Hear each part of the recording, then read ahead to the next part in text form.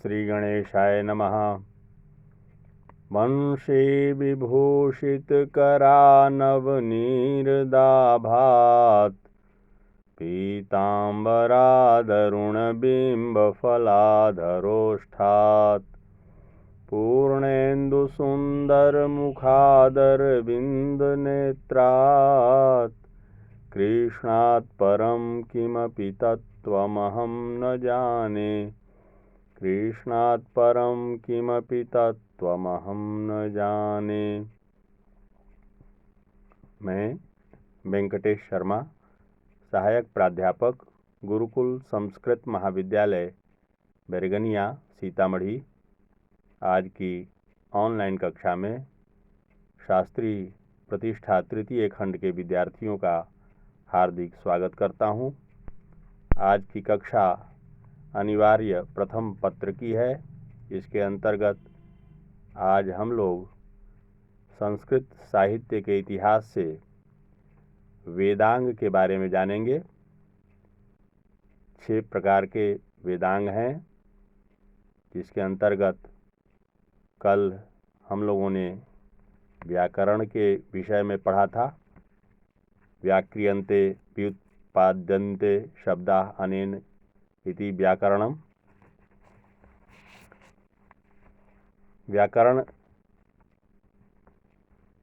ऋग्वेद के एक मंत्र में व्याकरण को एक वृषभ के रूप में माना जाता है, ऐसा कल हम लोगों ने चर्चा की थी, जिसके पांव, सिर, सींग सब कुछ है।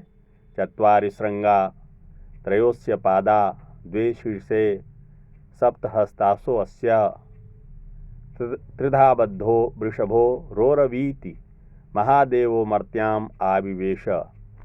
इस प्रकार भाष्यकार पतंजलि ने व्याकरण के 5 प्रयोजन बतलाए थे। व्याकरण अध्ययन के 5 प्रयोजन। रक्षोहागम लघु संदेहा प्रयोजनम। तो पहला है रक्षा।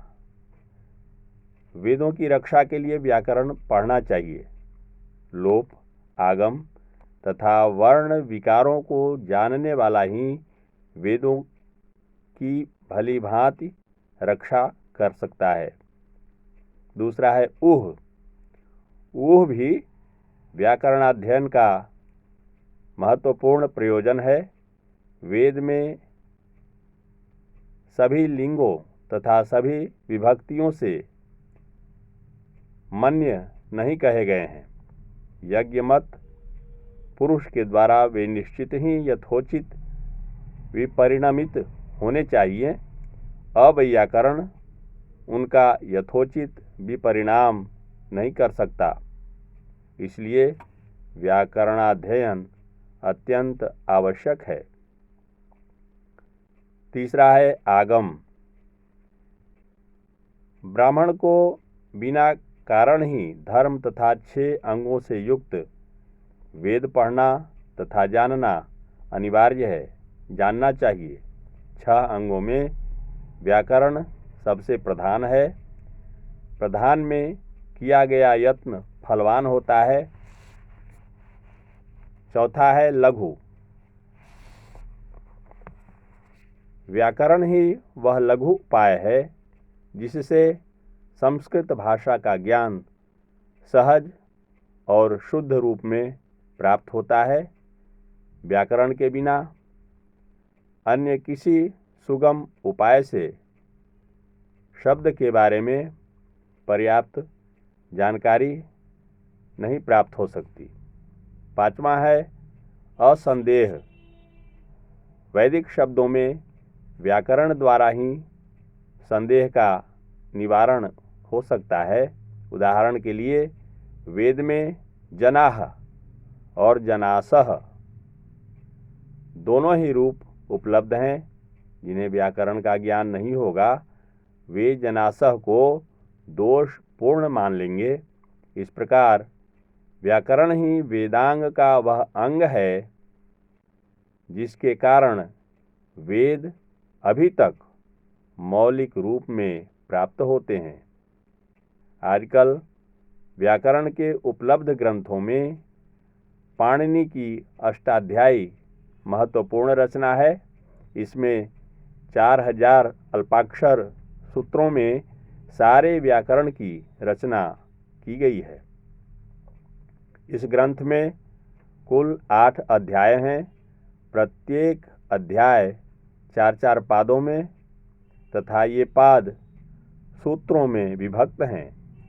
प्रथम व द्वितीय अध्याय में संज्ञा एवं परिभाषा संबंधी सूत्र हैं। तीसरे से 5वें अध्याय तक कृदंत एवं तद्धित प्रत्ययों का निरूपण है। छठे अध्याय में द्वित्व, संप्रसारण, संधि, स्वर, आगम, लोप, दीर्घ इत्यादि से संबंधित सूत्र हैं। 7वें में अंगाधिकार प्रकरण तथा 8वें में द्वित्व, प्लुत, णत्व, षत्व इत्यादि के नियम भली भांति वर्णित हैं। इस ग्रंथ को प्रायः अष्टक, अष्टाध्यायी, शब्दानुशासन तथा वृत्ति सूत्र के नाम से भी जाना जाता है। पाणिनि की अष्टाध्यायी में जो अभाव रह गए थे उसे कात्यायन ने वार्तिक लिखकर दूर कर दिए। चौथा वेदांग है निरुक्त। निरुक्त और व्याकरण दोनों का विषय लगभग समान है। शब्द ज्ञान और शब्द उत्पत्ति। निरुक्त का विषय कठिन वैदिक शब्दों की व्युत्पत्ति मूलक व्याख्या करना है। जो